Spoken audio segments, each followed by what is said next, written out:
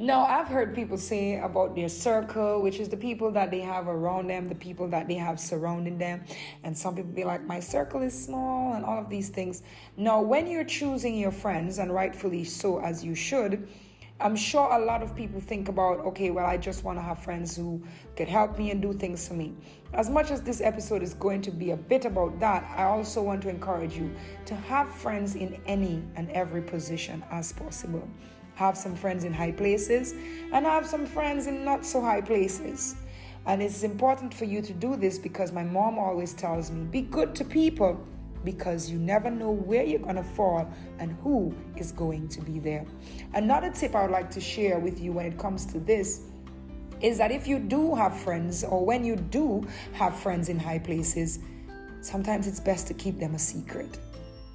We like to parade our friends and take pictures of them and let everybody see. But there are times when these friends in high places should just be secret friends for a specific reason. And so my relationship tip for you this month is secret friends in high places. John chapter 19 verses 38 to 42 says this. The title is The Burial of Jesus. Later, Joseph of Arimathea asked Pilate for the body of Jesus. Now, Joseph was a disciple of Jesus, but secretly.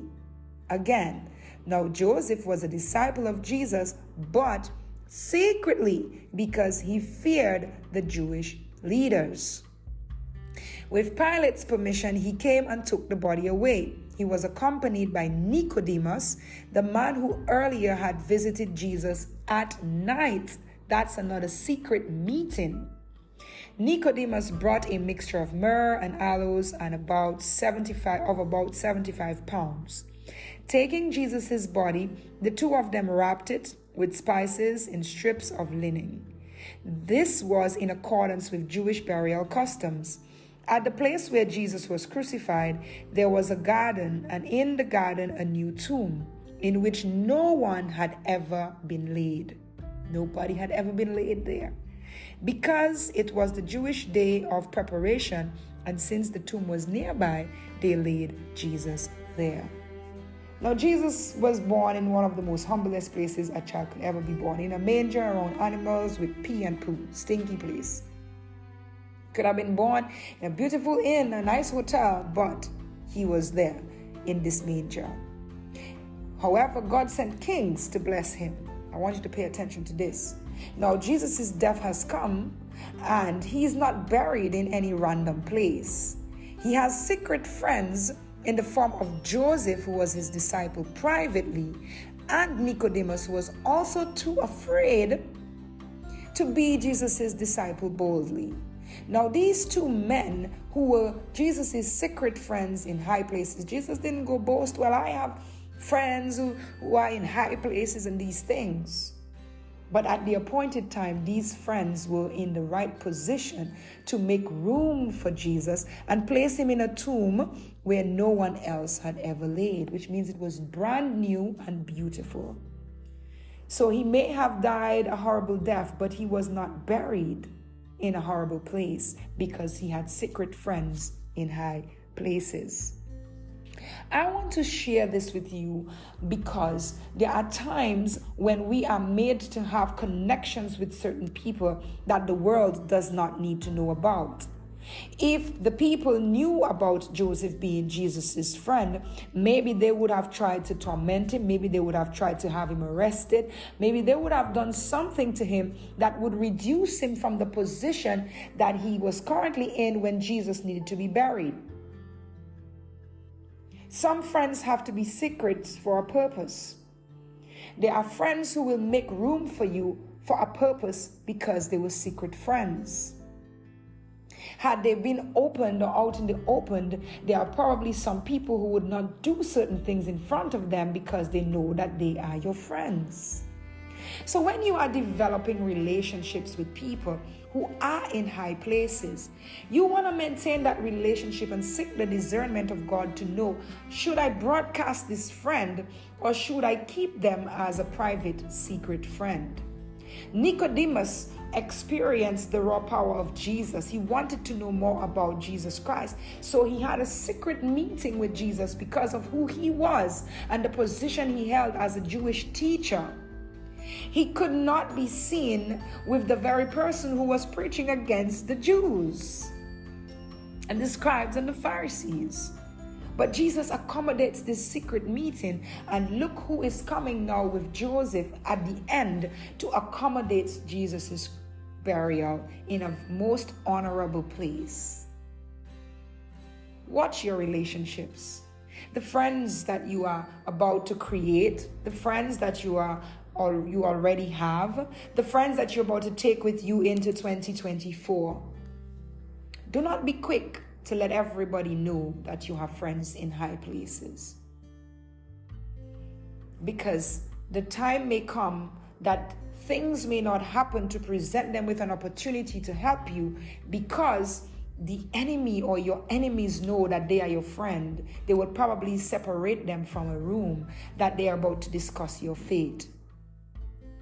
They will probably not discuss it in front of them, because they know that they are your secret friends or not so secret friend anymore.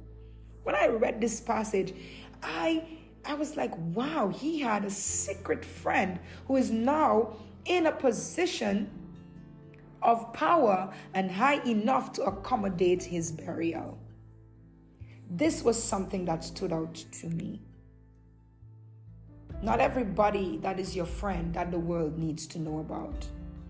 And if you can keep them secret enough, they can continue to operate in their high place as who they are, knowing deep down that you are friends with them, friends enough that they would go before Pilate, or they would go before those who are meant to be your enemies and ask for your body. He did it. Nobody questioned him. Joseph, who was Jesus's secret friend, because he feared the Jewish leaders, because he knew what they could do to him if they found out. So in order for him to keep his position in a high place, to still be a blessing to Jesus at the appointed time, he kept that relationship secret. I'm urging you to examine your friendships, examine and protect your friends in high places, by not bragging to everybody and tell them, well, I have friends in high places and this is my friend, this is my big friend, so you can't do anything to me. Don't undermine them by being boastful and being quick to cast your pearls to swines by telling the swines that these are your friends. Some people are just meant to secretly be your friend, because when they are secretly your friend, they can maintain their position, thus allowing them to be at a place where they can help you when the time arises. And the world will be surprised when they try to kick you down and realize that God will use someone in a high place to be your destiny helper. Imagine the surprise they will have, because they wouldn't have known. For had they knew, they would have removed your friend in high place. They would have affected that position of your friend. And as a result, removing them from that place where they should be to help you. So, do not be quick to brag about your friend in high places. Just continue to maintain that relationship with them. Continue to be who they need you to be, and as they be who they should be for you. And keep watering that relationship, because at the right time, when you might need the help, they will be in a perfect position to help you. And if you are that friend who is in high place, I pray that you will also urge your other friends to keep you in that position, so you too can be in a place where you can help them at the appointed time. Thank you for listening to the Essence of Life podcast. I know this is blessing you. And as I continue to strive to help you to live a life of balance, where I speak about your spirituality, your relationship, health, finances, and your personal development, continue to listen. Don't forget to share this with a friend. And once this episode blesses you, you can donate by checking out my PayPal information in the show notes. and you can send me your donation. Or you can buy a book from me. I have at least 2 books available on Amazon that you can grab a copy. One of them is called The Essence of Life, God, Them, and Me. And the other one is called Walking a Two-Way Street.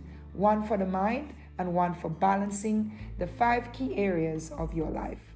Stay connected with me. Click the follow button wherever you are listening. Send me your feedback and your comments on Spotify. And continue to be a part of this, because we are aspiring together to live a life of abundance. The thief may have come to kill and steal and destroy, but we are not about to let him do that. Why? Because God came so we could have life, have it to the full, have it in abundance, and to enjoy it. C'est bon? Sounds good.